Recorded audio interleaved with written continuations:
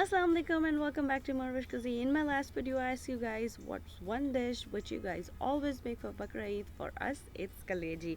Today, I'm sharing very delicious and spicy Kaleji recipe by using just two ingredients. So, without further ado, let's go and make it happen. So let's start our recipe. Bismillah. First I'm taking liver, kaleji. Today I'm using cow meat. You can use goat or lamb as well. Then adding freshly minced garlic. Now if you are using kurbani meat, add a little bit of more garlic in there. Then adding shan tikka masala. That's the main ingredient which makes a kaleji delicious and spicy.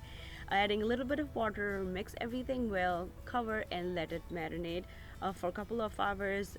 Longer the marination, the delicious kaleji will be. After the marination, I'm taking wooden skewers today, which I pre-soak in the water so they won't get burned when I'm grilling them.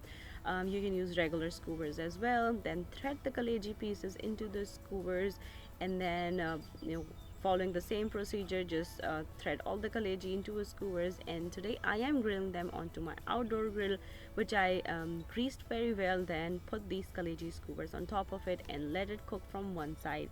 Then flip the kaleji and then let it cook on the other side as well. And then in the end, I'm just brushing some butter. Now just remember this, that if you overcook your kaleji, it will get chewy and a little tough. So just cook your kaleji until it's completely tender and it's right before doneness. You can take it out as well. And this is how your kaleji is ready to serve. This is spicy, delicious and chatpati kaleji. Just sprinkle some chaat masala and squeeze some lemon juice on top of it. Today I'm serving it with some shan bukhari rice as well. So if you are trying this recipe at home, please let me know how it turned out with you. If you want to learn something else, let me know. Leave me a comment down below and I will try my best to make it happen for you guys.